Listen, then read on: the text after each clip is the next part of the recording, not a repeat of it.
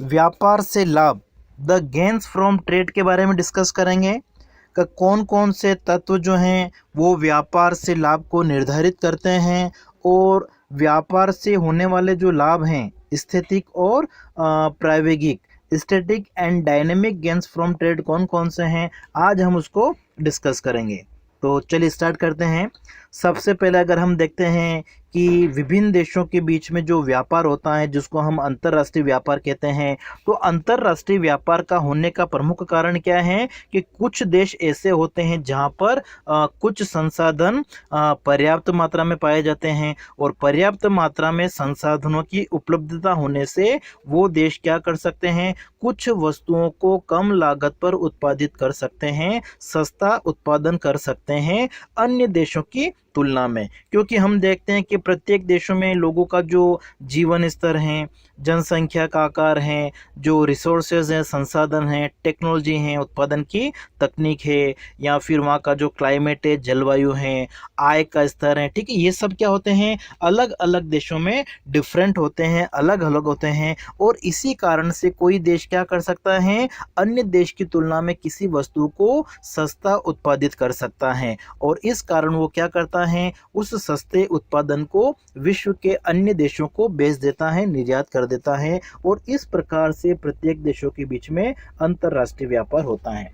अब देखिए, व्यापार जो किया जाता है, अंतर्राष्ट्रीय व्यापार का प्रमुख कारण यही है कि इससे लाभ की प्राप्ति होती है। अब लाभ जो है उसको हम अलग अलग तरीके से माप सकते हैं, ठीक है। एक अगर हम जनरल अगर हम देखें कि जो गेन है, ठीक है, जो व्यापार से लाभ है, हम कह सकते हैं कि जब किसी देश के जो एक्सपोर्ट हैं, जो निर्यात हैं, अगर वो ज़्यादा होते हैं इंपोर्ट की तुलना में, ठीक है, जब आयातों की तुलना में निर्यात ज़्यादा होते हैं, तो एक तरह से कहा जाता है कि व्यापार से लाभ है। बाकी भी इसे मापने के बहुत सारे अलग अलग माप हैं, ठीक है, लेकिन हम उनको आज डिस्कस नहीं करेंगे। हम केवल व्यापार को कौन कौन से तत्व निर्धारित करते हैं और उसके बाद में जो स्थितिक लाभ हैं और प्रायोगिक लाभ है उनको हम डिस्कस करेंगे।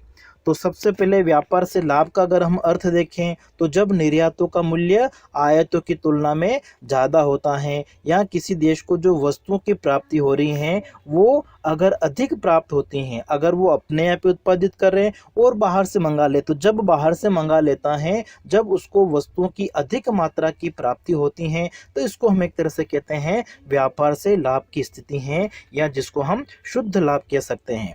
अब देखिए, जो क्लासिकल इकोनॉमिक्स थे, प्राचीन अर्थशास्त्री थे, उन्होंने भी बताया कि जो लाभ होता है, ठीक है, वस्तुओं की वृद्धि से हो सकता है, या हम कह सकते हैं कि जो कंजप्शन है, उपभोग है, उपभोग की मात्रा अगर बढ़ती है, वस्तु एवं सेवाओं का जो लोगों के द्वारा उपभोग किया जाता है, तो जब व्यापार करने से, अंतर्राष्ट्रीय व्यापार करने से विनिमय जब होता है वस्तुओं का, तो एक देश में जब उपभोग में वृद्धि होती है, तो उसको भी हम क्या कहते हैं, व्यापार से लाभ कह सकते हैं। अब देखिए, जो प्राचीन अर्थशास्त्री हैं, क्लासिकल जो प्रतिष्ठित अर्थशास्त्री हैं, जैसे हम एडम स्मिथ है, तो एडम स्मिथ ने क्या बताया था कि कोई देश है वहाँ पर वो वस्तुओं का जो उत्पादन कर रहे हैं उनकी लागतों में एक तरह से क्या होता है, लागतों में निरपेक्ष अंतर होता है, और लागतों में निरपेक्ष अंतर के कारण क्या होता है, कोई देश वस्तुओं के उत्पादन में विशिष्टीकरण प्राप्त कर लेता है, श्रम विभाजन कर लेता है, और श्रम विभाजन और विशिष्टीकरण से क्या होता है, उस देश को व्यापार से लाभ होता है, ठीक है। जो हम एडम स्मिथ की थ्योरी पढ़ते हैं, जो निरपेक्ष लागत सिद्धांत उनका, ठीक है, उसमें उन्होंने आधार ही बताया था कि जब कोई देश श्रम विभाजन या विशिष्टीकरण को अपनाता है तो उससे उस देश को लाभ होता है, ठीक है, ये व्यापार से लाभ को बताता है। फिर उसके बाद में जैसे रिकार्डो ने अपना सिद्धांत दिया था तुलनात्मक लागत अंतर, उसने बताया था कि एक देश दूसरे देश की तुलना में किसी वस्तु को अगर तुलनात्मक लागत, ठीक है, कम लागत पर अगर उत्पादित कर सकता है, तो उस देश को लागत के रूप में जो बचत प्राप्त होती हैं उसको एक तरह से वो क्या कहते हैं, लाभ कहते हैं। तो रिकार्डो का मानना था कि जो अंतर्राष्ट्रीय व्यापार होता है, ठीक है, उनको जब किसी देश को वो कम लागत पर विदेशों से आयात कर लेता है, तो आयात करने से क्या होता है, उसको लागत के रूप में जो बचत प्राप्त होती है वो एक तरह से क्या है, अंतर्राष्ट्रीय व्यापार है। इसी तरीके से प्रोफेसर J.S. मिल हैं, उन्होंने भी अंतर्राष्ट्रीय व्यापार से लाभ का विश्लेषण करने के लिए जो पारस्परिक मांग का सिद्धांत है उसका प्रतिपादन किया। पारस्परिक मांग के सिद्धांत के आधार पर उन्होंने अंतर्राष्ट्रीय व्यापार से होने वाले लाभ का विश्लेषण किया और उनका मानना था कि जो अंतर्राष्ट्रीय व्यापार से लाभ होता है, ठीक है, वो किसके ऊपर निर्भर करता है, व्यापार की शर्तों के ऊपर निर्भर करता है, टर्म्स ऑफ ट्रेड के ऊपर निर्भर करता है। और फिर उसके बाद में जो आधुनिक अर्थशास्त्री हैं उन्होंने भी अंतर्राष्ट्रीय व्यापार से होने वाले लाभों का विश्लेषण किया है, उन्होंने भी अपने अलग अलग सिद्धांत दिए हैं। अब देखिए अंतर्राष्ट्रीय व्यापार से जो लाभ होता है उस लाभ को हम दो भागों में बांट सकते हैं, ठीक है। एक तो होता है अंतर्राष्ट्रीय व्यापार से संभावित लाभ होता है, पोटेंशियल प्रॉफिट कह सकते हैं, और दूसरा होता है एक्चुअल प्रॉफिट कितना है, वास्तविक लाभ कितना है। तो अंतर्राष्ट्रीय व्यापार से जो लाभ होता है उसको जो इकोनॉमिक्स ने अर्थशास्त्री हैं उसको दो भागों में विभाजित करते हैं, ठीक है। एक तो वो संभावित लाभ की बात करते हैं, तो सबसे पहले हम देखते हैं कि जो संभावित लाभ है पोटेंशियल प्रॉफिट क्या होता है। तो देखिए संभावित लाभ का मतलब होता है कि जब दो देश क्या करते हैं, कोई दो वस्तुओं का उत्पादन करते हैं, माना कि दो वस्तुएं कौन सी हैं, एक्स और वाई वस्तुएं हैं, और दो देश हैं ए और बी। तो जब इनके द्वारा इन दो वस्तुओं का उत्पादन किया जा रहा है तो इन दोनों वस्तुओं की जो घरेलू लागत का अनुपात है इन दोनों देशों में अलग अलग होता है, तो उसका जो अंतर है उसको वो क्या कहते हैं, संभावित लाभ कहते हैं, ठीक है। जैसे हम मान लें कि दो वस्तुएं एक्स और वाई हैं, इसकी जो घरेलू लागत का अनुपात है वो ए देश में क्या है, एक्स वस्तु की लागत अपॉन वाई वस्तु की लागत का अनुपात, ठीक है, ये ए देश के लिए हो गया। इसमें से अगर हम माइनस कर देते हैं बी देश में एक्स वस्तु की उत्पादन लागत अपॉन वाई वस्तु की उत्पादन लागत का अनुपात, और इन दोनों का जो अंतर है इस अंतर के आधार पर क्या मापते हैं, संभावित लाभ। तो संभावित लाभ का मतलब एक तरह से उत्पादन के जो साधन हैं, ठीक है, क्योंकि हम लागत की बात कर रहे हैं तो लागत का मतलब क्या होता है, उत्पादन के साधनों को उनकी सेवाओं के बदले में जो भुगतान किया जाता है। तो साधनों की जो लागत है, भूमि पूंजी श्रम, इनको जो भुगतान किया जाता है, तो इनकी लागतों के आधार पर अगर हम लाभ की गणना करते हैं तो वो लाभ कौन सा होता है, संभावित लाभ होता है। और दूसरा लाभ है अंतर्राष्ट्रीय व्यापार से होने वाला जो एक्चुअल प्रॉफिट है, वास्तविक लाभ है, ठीक है। इसका संबंध किससे है, वस्तुओं की कीमतों के अनुपात से है कि दो देश हैं जैसे ए और बी, वो दो वस्तुओं का उत्पादन कर रहे हैं एक्स और वाई, तो दोनों वस्तु की कीमतों का अनुपात, एक्स वस्तु की कीमत अपॉन वाई वस्तु की कीमत का जो अनुपात है वो ए देश में कितना है, और एक्स वस्तु की कीमत और वाई वस्तु की कीमत का जो अनुपात है वो बी देश में कितना है, और इन दोनों के अंतर के आधार पर जो वास्तविक लाभ है, एक्चुअल प्रॉफिट है, इसकी गणना की जाती है। क्योंकि देखिए जब हम साधन लागत की बात करते हैं तो साधन लागत का मतलब क्या है, भूमि पूंजी श्रम, ये जो उत्पादन के साधन हैं इनको हमने कितना पेमेंट दिया है, ठीक है, उस आधार पर हम लागत का निर्धारण कर रहे हैं। लेकिन जब हम कीमत अनुपातों को देखें तो कीमत अनुपात में क्या होता है, वस्तुओं की कीमतों के अलावा बाकी बहुत सारे अन्य तत्व होते हैं कि जैसे परिवहन लागत हो सकती हैं, या जो अभ्यंश हैं, टैक्स लगाया जा रहा है, प्रशुल्क हो सकता है। तो बहुत सारे अन्य तत्व जो होते हैं वो कीमतों को प्रभावित करते हैं। तो उन परिवहन लागतों को, जो टैरिफ हैं, ठीक है, अभ्यंश प्रशुल्क हम कह सकते हैं, या अन्य प्रकार के जो भी खर्चे होते हैं उनको भी अगर हम उस लागत में जोड़ देते हैं तो हमारे पास में क्या आ जाती हैं, कीमत आ जाती हैं, ठीक है। तो कीमत के आधार पर हम अंतर्राष्ट्रीय व्यापार से जो लाभ है उसकी गणना करने को हम क्या कहते हैं, वास्तविक लाभ कहते हैं। और लागत के आधार पर अगर हम देखें तो वो किस प्रकार का लाभ होता है, संभावित लाभ होता है।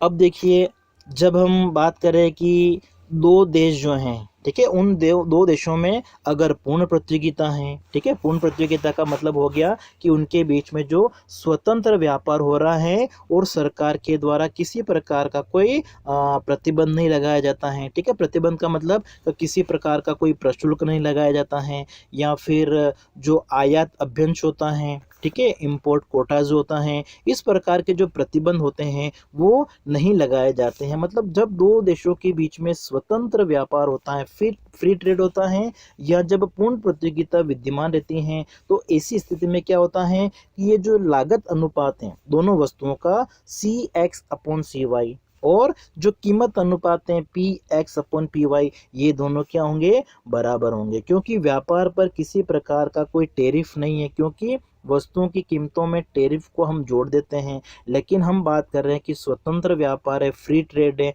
तो इसी स्थिति में किसी प्रकार का कोई प्रशुल्क नहीं होता है, अन्य प्रकार का कोई प्रतिबंध नहीं होता है। बाजार में पूर्ण प्रतियोगिता होती है, तो पूर्ण प्रतियोगिता होने से वस्तुओं की जो लागत का अनुपात है और कीमतों का अनुपात है, ये दोनों क्या होंगे, बराबर होंगे। और जब ये दोनों बराबर हैं तो इसका मतलब क्या हो गया कि जो दोनों प्रकार के लाभ हैं, संभावित लाभ, ठीक है, और दोनों प्रकार के जो हम लाभ की बात कर रहे हैं, वास्तविक लाभ और संभावित लाभ, पोटेंशियल प्रॉफिट और एक्चुअल प्रॉफिट, वो दोनों क्या होंगे, इक्वल होंगे। तो GP, ठीक है, गेन जो है हमारा पोटेंशियल संभावित लाभ, और GA जो एक्चुअल वास्तविक लाभ है, ये दोनों क्या होंगे, बराबर होंगे। लेकिन वास्तविक जीवन की अगर हम बात करते हैं तो वास्तविक जीवन में अपूर्ण प्रतियोगिता पाई जाती है। ठीक है, वास्तविक जीवन में क्या होता है, बाजार में अपूर्ण प्रतियोगिता देखने को मिलती है, और बहुत प्रकार के जो व्यापार प्रतिबंध होते हैं, प्रशुल्क होते हैं, आयात अभ्यंश होते हैं, इस प्रकार की जो स्थितियां हैं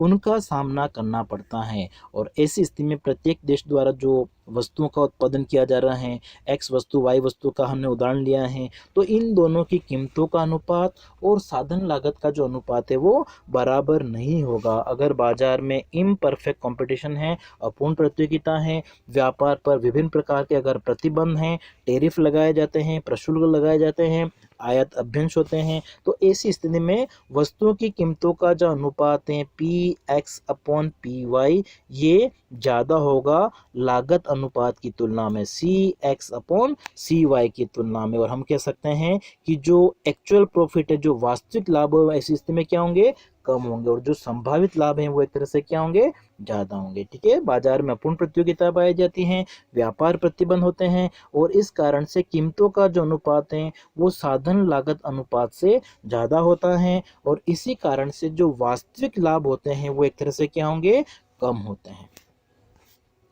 अब देखिए व्यापार को कौन कौन से तत्व हैं, ठीक है, वो प्रभावित करते हैं। व्यापार से होने वाले लाभों को कौन कौन से घटक निर्धारित करते हैं, उनको हम देखते हैं। तो सबसे पहला जो हमारा घटक वो है लागत अनुपात में अंतर।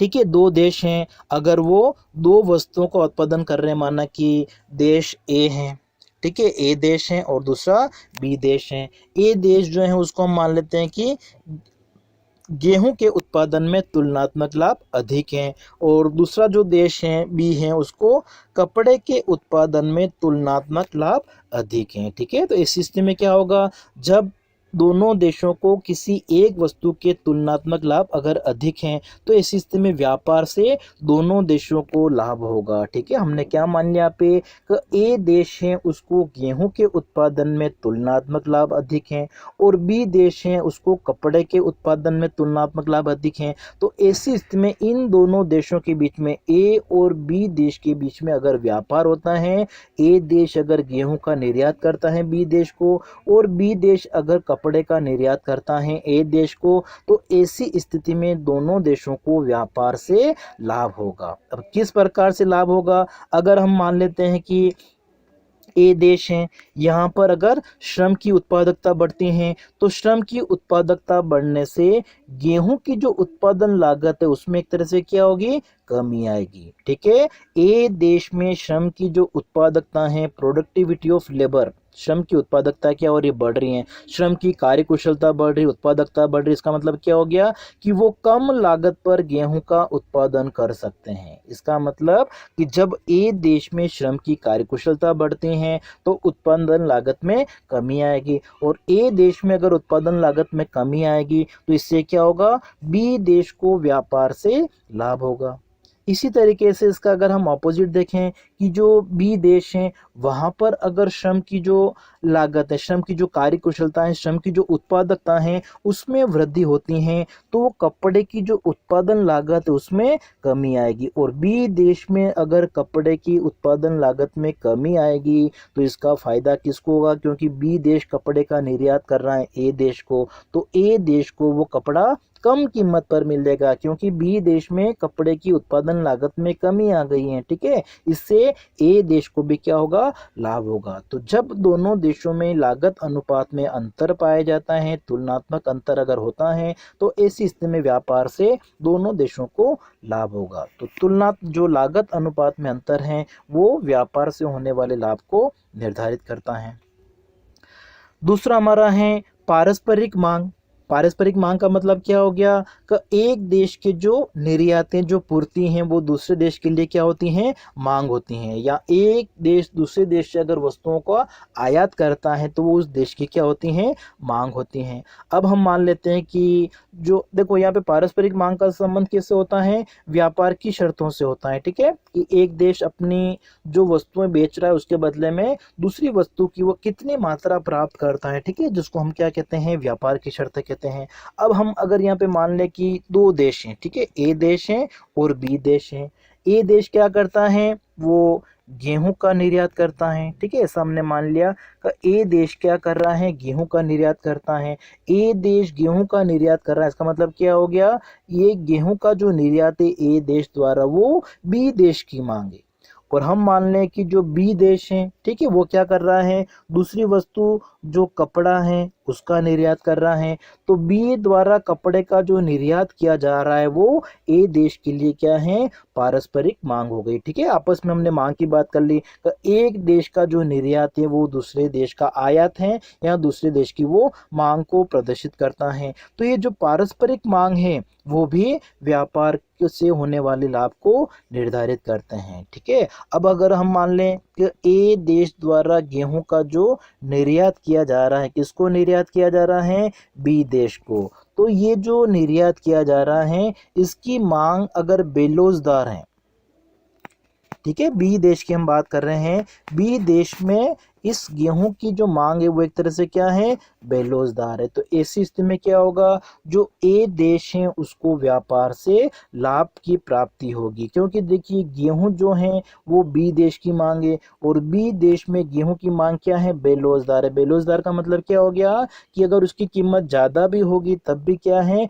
वो बी देश जो है उसको आयात करेगा। इसका मतलब क्या हो गया कि जो व्यापार से होने वाला लाभ है वो ए देश के लिए अनुकूल हो गया है। ठीक है, अनुकूल कब होगा, जब एक देश के द्वारा जिन वस्तुओं का निर्यात किया जा रहा है, जैसे ए देश गेहूं का निर्यात कर रहा है किसको, बी देश को, और बी देश में इस गेहूं की मांग अगर बेरोजगार है तो इससे क्या होगा, ए देश को व्यापार से लाभ होगा। लेकिन अगर मांग की लोच लोजदार है तो ऐसी स्थिति में जो लाभ है, ठीक है, वो एक तरह से क्या होगा, कम होगा। मतलब व्यापार की जो शर्तें वो बी देश के अनुकूल हो जाएगी। तो जो पारस्परिक मांग है वो भी व्यापार से होने वाले लाभ को निर्धारित करता है। तीसरा हमारा है आय का स्तर। यदि किसी देश में आय का स्तर अगर अधिक होता है, ठीक है, अगर आय का स्तर ऊंचा होता है तो ऐसी स्थिति में व्यापार से होने वाले लाभ को भी कम ज्यादा उससे होगा। किस प्रकार से कम ज्यादा होगा उसको हम देखते हैं। ए देश है वो गेहूं का निर्यात करता है, लेकिन गेहूं की एक तरह से जो मांग है वो बी देश में गेहूं की मांग एक तरह से क्या है, स्थिर है। तो ऐसी स्थिति में क्या होगा, बी देश में मौद्रिक आय का स्तर एक तरह से क्या होगा, ऊंचा होगा। ठीक है, बी देश में ए देश क्या कर रहा है, गेहूं का निर्यात कर रहा है और बी देश उस गेहूं को आयात करता है, लेकिन बी देश में गेहूं की जो मांग है वो एक तरह से क्या है, स्थिर है। तो ऐसी स्थिति में क्या होगा कि जो बी देश है उसकी जो मनी इनकम में मौद्रिक आय है उसका स्तर ऊंचा होगा, और मौद्रिक आय का स्तर ऊंचा होगा तो इस स्थिति में बी देश के जो निर्यात हैं वो ज़्यादा होंगे। अब बी देश के निर्यात ज़्यादा है, इसका मतलब क्या हो गया, तो बी देश के जिन वस्तुओं का निर्यात करता है, ठीक है, उन निर्यात उद्योगों का विस्तार होगा, ठीक है। और जब उन निर्यात उद्योगों का विस्तार होगा तो इस स्थिति में क्या होगा, इस उद्योग में काम करने वाले जो श्रमिक हैं उनकी आय है एक तरह से बढ़ेगी, और जो श्रम है उनमें भी एक तरह से क्या होगी, प्रतियोगिता बढ़ेगी, ठीक है। और जब उसमें प्रतियोगिता बढ़ेगी तो जो संबंधित दूसरे उद्योग हैं वहां पर भी एक तरह से क्या होगा, मजदूरी का स्तर बढ़ाकर निर्यात उद्योगों के मजदूरी के स्तर तक उनको भी लाना पड़ेगा, ठीक है। इस प्रकार हम देखते हैं कि जब किसी देश में मुद्रा की आय का स्तर अगर बढ़ता है, ठीक है, तो ऐसी स्थिति में क्या होता है कि वो देश जिन वस्तुओं का आयात करता है उन आयात की जाने वाली वस्तुओं की जो कीमतें हैं वो एक तरह से क्या होगी, कम होगी। और आयात की जाने वाली वस्तुओं की कीमतें अगर कम होती हैं तो इससे क्या होगा कि उन्हें वस्तुएं सस्ती मिलेगी, मतलब लोगों की जो मौद्रिक आय का स्तर है वो एक तरह से क्या होगा, बढ़ेगा, और वो अधिक वस्तुओं का उपभोग कर सकते हैं, अधिक वस्तुओं का उपभोग कर सकते हैं। इसका मतलब क्या हो गया, उस देश को मतलब सस्ती वस्तुओं का उपभोग कर सकते हैं, ठीक है, कम कीमत पर उनको वस्तुएं मिल रही है। तो इसका मतलब क्या हो गया कि जो व्यापार से है उस देश को लाभ होता है। किस देश को लाभ होगा, जिसकी मौद्रिक आय का स्तर ऊंचा होता है, क्योंकि उसे दूसरे देश से कम कीमत पर वस्तुओं का वो आयात कर सकता है। इसी तरीके से नेक्स्ट पॉइंट हमारा है व्यापार की शर्तें। किसी देश के लिए व्यापार की शर्तें, ठीक है, व्यापार की शर्तों का मतलब क्या होता है, एक देश के द्वारा जो वस्तुओं का निर्यात किया जा रहा है या अन्य देश के साथ में वस्तुओं का विनिमय किया जा रहा है, ठीक है, उसको एक तरह से हम क्या कहते हैं, व्यापार की शर्तें कहते हैं। तो व्यापार की शर्तें किसी देश के अनुकूल भी हो सकती हैं, व्यापार की शर्तें प्रतिकूल भी हो सकती हैं। जब व्यापार की शर्तें किसी देश के अनुकूल होती हैं, मतलब कम अपनी देश की कम वस्तुएं देके दूसरे देश की अगर वो अधिक मात्रा में वस्तुएं प्राप्त कर सकता है तो व्यापार की शर्तें अनुकूल होती हैं। और जिस देश के लिए व्यापार की शर्तें अनुकूल होगी उस देश को व्यापार से लाभ की प्राप्ति होगी, ठीक है। इसको हम एक डायग्राम से समझ सकते हैं। तो इस डायग्राम में अगर हम देखें तो ओ ए वक्र जो है, ठीक है, ये ए देश का प्रस्ताव वक्र है, और ओ बी जो है वो बी देश का प्रस्ताव वक्र है। इसी तरीके से ओ पी जो है, ठीक है, वो ए देश में एक्स और वाई वस्तुओं के उत्पादन की एक तरह से घरेलू स्थिर लागत का अनुपात है, और बी देश में जो लागत अनुपात है, ठीक है, वो कितना है, ओ से लेकर क्यू है। और इसका मतलब कि व्यापार की जो शर्त है इन दोनों के लिए वो क्या होगी, इन दो सीमाओं के भीतर होगी, ठीक है। और संतुलित व्यापार की शर्तों की अगर हम बात कर रहे हैं तो जहाँ पे दोनों प्रस्ताव वक्र, दोनों देशों के प्रस्ताव वक्र कहाँ पे एक दूसरे को इंटरसेक्ट कर रहे, प्रतिच्छेद कर रहे, ई बिंदु पर। तो ई बिंदु पर जो व्यापार की शर्तें हैं, ठीक है, वो वास्तविक व्यापार की शर्त हम कह सकते हैं, क्योंकि ओ ए देश का प्रस्ताव वक्र और ओ बी देश का जो प्रस्ताव वक्र है वो एक दूसरे को इस बिंदु पर काट रहा है। इसका मतलब जो संतुलन की स्थिति में व्यापार की शर्तों की रेखा है वो कौन सी है, ओ टी है। अब देखिए जो देश ए है, ठीक है, देश ए की अगर हम बात कर रहे हैं तो देश ए में एक्स और वाई वस्तु की जो लागत का अनुपात है, ठीक है, उसके अंदर जो वस्तुओं की उत्पादन का जो लागत अनुपात की अगर हम बात कर रहे हैं तो वो वाई वस्तुओं की एक तरह से हम कहें कि के एस इकाइयाँ, क्योंकि ए देश का जो घरेलू लागत अनुपात का वक्र हमारा कौन सा है, ओपी रेखा है। इसका मतलब वाई वस्तु की के एस के बराबर इकाइयाँ और एक्स वस्तु की जो इकाइयाँ हैं वो कितनी हैं, ओ से लेकर के इकाइयाँ हैं।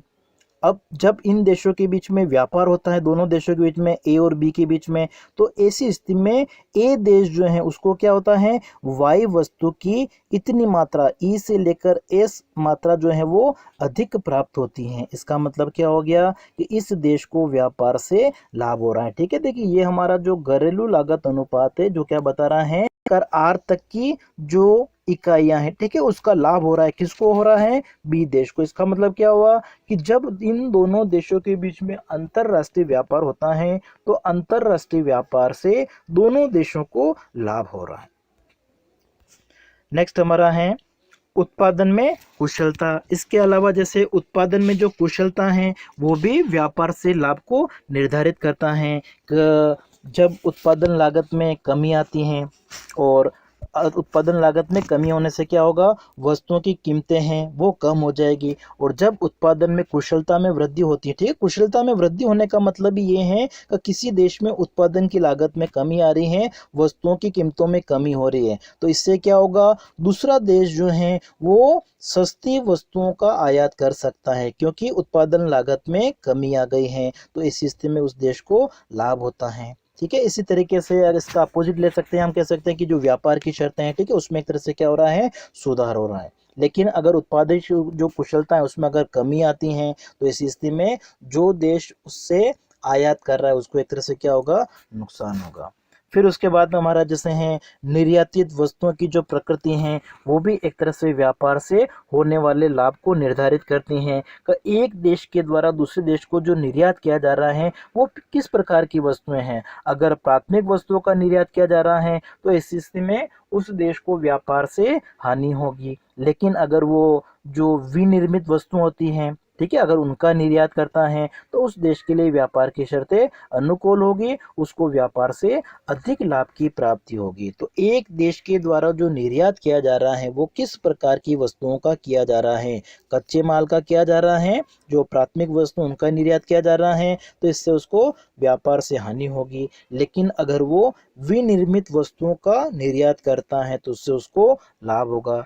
इसी तरीके से जो टेक्नोलॉजी हैं, तकनीकी स्थितियां हैं, वो भी व्यापार से होने वाले लाभ को निर्धारित करती हैं कि अगर किसी देश के पास में अच्छी टेक्नोलॉजी है तो इस स्थिति में क्या होगा, वो वस्तुओं को कम लागत पर उत्पादित कर सकता है जिससे दूसरा देश जो उसके साथ में व्यापार कर रहा है उसको लाभ होगा। ठीक है, लेकिन अगर उत्पादन की जो तकनीक है, प्रौद्योगिकी, टेक्नोलॉजी का जो स्तर अगर वो पिछड़ा हुआ है तो इस स्थिति में क्या होगा, व्यापार से जो लाभ है वो एक तरह से कम होगा। और फिर एक देश का जो आकार है वो भी व्यापार से होने वाले लाभ को प्रभावित करता है, ठीक है, निर्धारित करता है कि एक देश, ठीक है, अगर वो छोटे आकार का है और वो वस्तुओं के उत्पादन में विशिष्टीकरण करता है तो इस स्थिति में उसको क्या होगा, तुलनात्मक लाभ होगा। ठीक है, अगर वो एक बड़े देश के साथ में वस्तुओं का लेन देन करता है तो इस तरीके से छोटा जो देश है उसको व्यापार से अधिक लाभ होता है।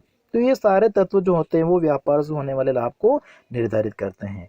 अब देखिए किसी देश को व्यापार से कौन कौन से लाभ होते हैं उनको हम दो पार्ट में डिवाइड कर सकते हैं। ठीक है, जो अर्थशास्त्रीय व्यापार से होने वाले लाभों को दो भागों में विभाजित करते हैं। एक तो है स्थितिक या स्टैटिक और दूसरा होता है गत्यात्मक या प्रायोगिक कह सकते हैं, डायनेमिक हम कह सकते हैं। ठीक है, तो व्यापार से होने वाले लाभों को अर्थशास्त्री हैं वो दो भागों में विभाजित करते हैं। ठीक है, अब देखिए स्थिति का मतलब क्या हो गया कि ऐसे लाभ जिससे क्या होता है, अर्थव्यवस्था में उत्पादन में वृद्धि होती है या लोगों के कल्याण में वृद्धि होती है।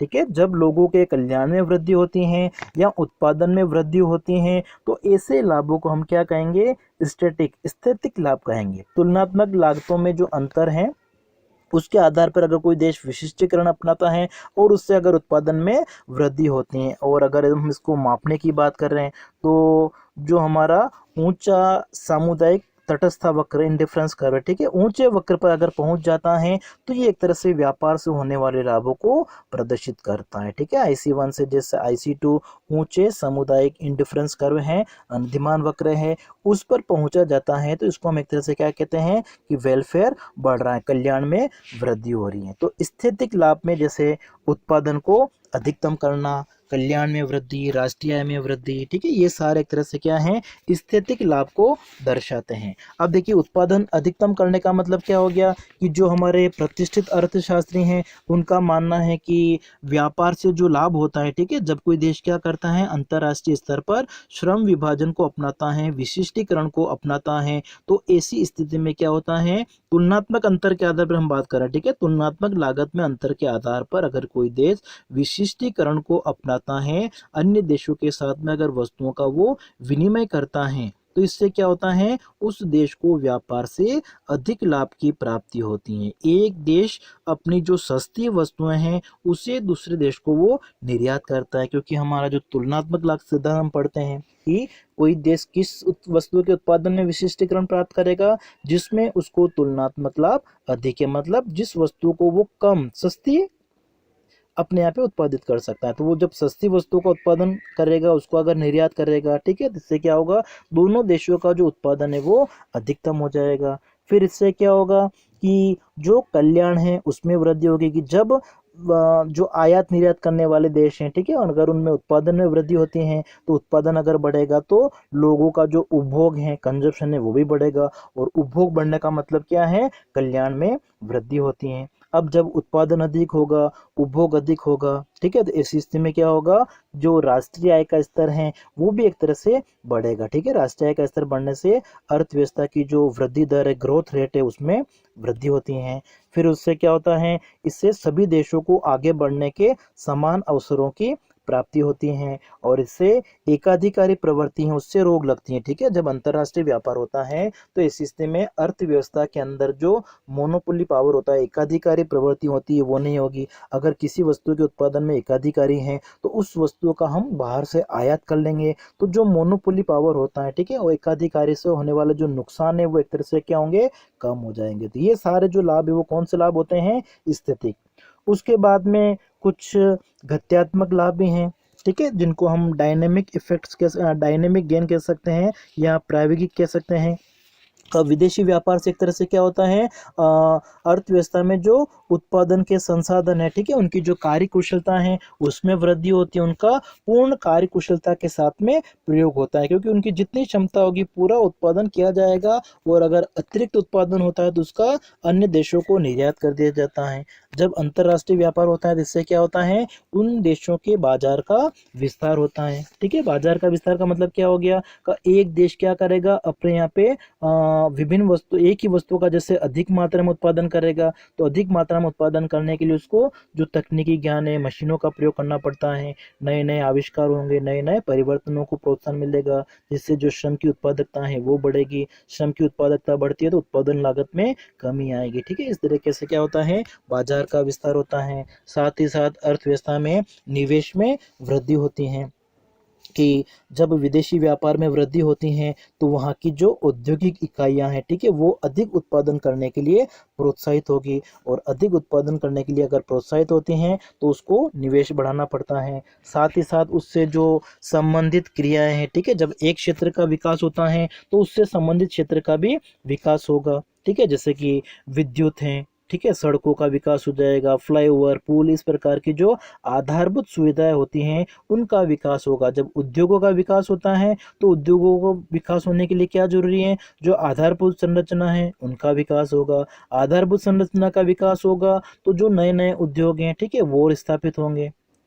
तो इस तरीके से हम कह सकते हैं कि अंतर्राष्ट्रीय व्यापार से अन्य क्रियाओं का विकास हो रहा है। जब उत्पादन की मात्रा में वृद्धि होती है तो वस्तुओं की कीमतों में कमी आ जाती है और उपभोक्ताओं को वस्तुएं कम कीमत पर उपलब्ध हो जाती हैं और साथ ही साथ इससे उत्पादन लागत में कमी आती है। जिस देश के पास में जो संसाधन ज़्यादा मात्रा में है उनका प्रयोग करके अगर वो वस्तु का उत्पादन करेगा तो वो उससे कम लागत पर उत्पादित कर सकता है। ठीक है, जिससे उत्पादन लागत में कमी आती है और उत्पादन लागत में कमी आने का जो प्रभाव है वो वस्तु की कीमत के ऊपर पड़ेगा। वस्तु की कीमत कम होगी जिससे उपभोक्ताओं को वस्तु कम कीमत पर उपलब्ध हो जाएगी। ठीक है, तो ये सारे जो हैं वो गत्यात्मक लाभ हैं। तो आज की वीडियो में हम इतना ही पढ़ेंगे।